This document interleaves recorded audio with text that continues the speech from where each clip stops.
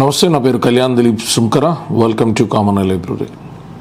కుంకి ఏనుగులు సంబంధించి గౌరవ ఉప ముఖ్యమంత్రి వర్యులు ఆంధ్రప్రదేశ్ రాష్ట్ర ప్రభుత్వానికి సంబంధించి కొణిదెల పవన్ కళ్యాణ్ గారు ఆయన తీసుకున్నటువంటి కొన్ని శాఖలు, ముఖ్యమైనటువంటి శాఖల్లో భాగంగా అటవీ శాఖ అనేటువంటిది ఆయన పరిధిలో ఉన్నప్పుడు ఆయన ప్రమాణ స్వీకారం చేసినటువంటి కొన్ని రోజులకే సడన్గా బెంగళూరు విజిట్ చేసి కర్ణాటక ప్రభుత్వాన్ని ఆయన అడగడం జరిగింది.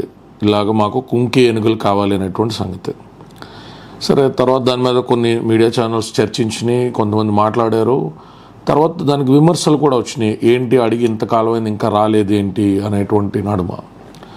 వాటి అనూహ్యమైనటువంటి పరిణామంలో పవన్ కళ్యాణ్ గారి యొక్క చొరవ, ఆయన సంప్రదింపులు అనేటువంటి పరిగణలో తీసుకుని డికే శివకుమార్ గారు కానీ సిద్ధారామయ్య గారు కానీ 6 ఏనుగులలో భాగంగా 4 ఏనుగులు ఇవ్వడం జరిగింది. వాస్తవానికి పవన్ కళ్యాణ్ గారు చెప్పినటువంటి విధంగా 2 ఏనుగులు సరిపోయినప్పటికీ కూడా గుడ్ జనరాసిటీతో, ఎందుకంటే 3000 ఏనుగుల పైచీలకు సమాహారం అనేటువంటిది కర్ణాటక అటవీ శాఖకి సంబంధించినటువంటి ఔదార్యానికి, అలాగే వైల్డ్ లైఫ్ ప్రొటెక్షన్ మీద వాళ్ళు చూపించేటువంటి శ్రద్ధకి కూడా తార్కాణం. 3000 ఏనుగులు ఒక రాష్ట్ర ప్రభుత్వం పరిధిలో ఉండడం అంటే మాటలు కాదు.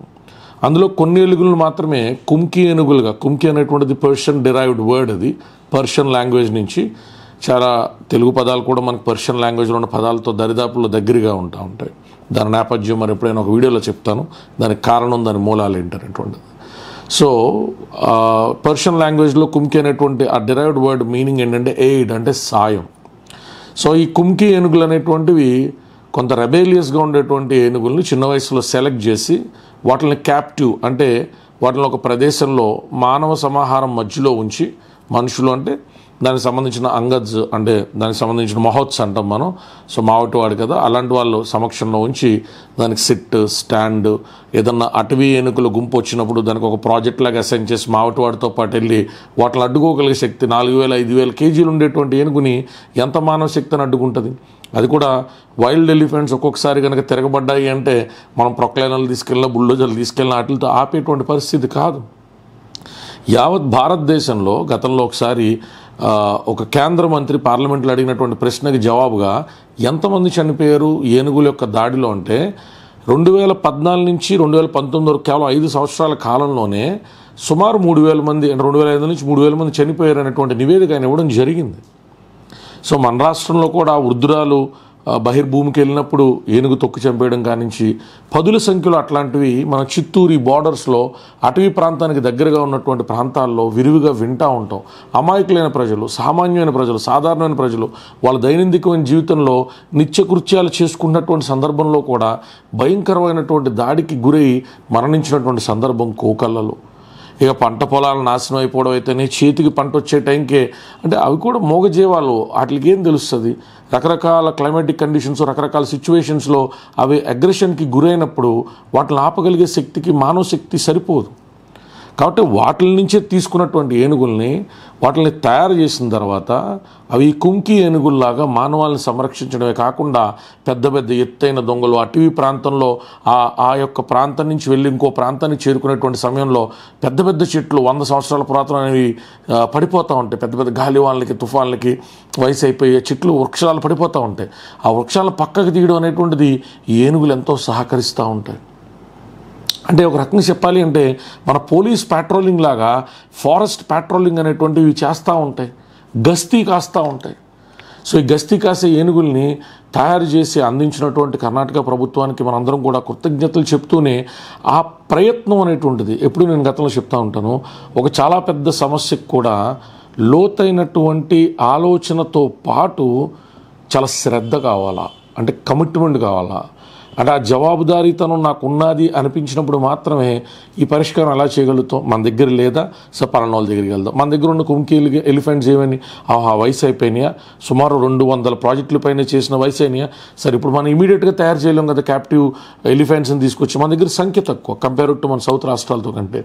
సో ఎలా వెళ్ళాలంటే దానికి పరిష్కారం పలానా చోటకి వెళ్ళాలి, నేను మాట్లాడాలి, సంప్రదించాలి, మనం ఉన్న పరిస్థితి చెప్పాలి, వాళ్ళ నుంచి సాయం తీసుకోవాలి అనేటువంటి ఆలోచన ఖచ్చితంగా ఉప ముఖ్యమంత్రి వారి యొక్క చొరవ, ఆయన బాధ్యతని ప్రజలందరికీ కూడా మరొకసారి గుర్తు చేసినటువంటి సంఘటనగా మనందరం పరిగణనలో తీసుకోవాలా.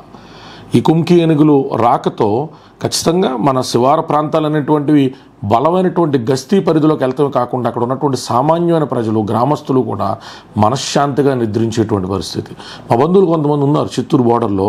1-2 సందర్భాల్లో మేము తిరుపతి నుంచి కాళహస్తి వెళ్ళినప్పుడు వాళ్ళ ఇంటికి పోయినప్పుడు అంటే శివార ప్రాంతంలో, that is an border to Tamil Nadu to Chittoor, ఈ బార్డర్లో వాళ్ళు చెప్తా ఉండేవారు, ఏంది బాబాయ్ G+1 అని చెప్పారు కదా, ఏంటి మీరు ఫస్ట్ ఫ్లోర్తో వేసి ఆగిపోయినారు ఏంది అంటే, ఏమో అబ్బాయిగో ఈ గోడ చూసినావు, ప్రహరీలు చూసావా, అడవి ఏనుగులు వెళ్తా ఉన్నప్పుడు ఈ ప్రహరీ గోడ పడిపోయింది, నాకు కుదిరితే ఫోటో పెడతాను నేను, ప్రహరీ గోడ పడిపోయింది, ఇక్కడ బిక్కుమంట బతకాల్సిన పరిస్థితి, మరి ఊరు వదిలేసి మీరు చిత్తూరు టౌన్లోకి వెళ్ళిపోయినారంటే అంత తేలిక కళ్యాణ్ 2 తరాలు 3 తరాల నుంచి ఇక్కడ ఉన్నప్పుడు 200-300 ఏళ్ళ నుంచి ఈ ప్రాంతాల్లో ఉన్న వాళ్ళు అంత తేలిక వదిలేసి వెళ్ళిపోవడం అంటే నిజంగా ఊరితో మమకారం ఉన్నటువంటి వ్యక్తులు ఉంటారు, ఆ ప్రశాంతతను కోరుకునేటువంటి వ్యక్తులు ఉంటారు. అట్లాంటి జీవులకు కూడా ఏ తప్పు లేకపోయినా ఏనుగులు ప్రొవోక్ చేయరు, వాళ్ళ పనులు వాళ్ళు చేసుకుంటున్న ఆ అగ్రీవ్డ్ కండిషన్లో ఉన్నటువంటి ఏనుగులు దాడి చేస్తూ ఉంటే కొన్ని 10ల సంఖ్యలో గ్రామాలు ఆ శివార ప్రాంతంలో ఉన్నవి అంటే కొన్ని వేల మంది బిక్కుమంట పోతూ ఉంటారు. సో ఇవాళ వాళ్ళందరికీ కూడా ఊరట తీసుకొచ్చినటువంటి ఆ ప్రయత్నం అనేటువంటిది అందరం కూడా పార్టీలకు అతీతంగా హర్షించాల్సినటువంటి విషయం. ఎందుకంటే ఒక పొలిటికల్ లీడర్ ఎప్పుడైతే అకౌంటబిలిటీ ఎక్స్ప్రెస్ చేస్తారో, మీరు వైసీపీ, మీరు టీడీపీ, మీరు బీజేపీ, లేకపోతే మీరు ఇంకో కాంగ్రెస్ అని, if you refrain from appreciating such kind of political accountability, a motivation to many such leaders will get lapsed.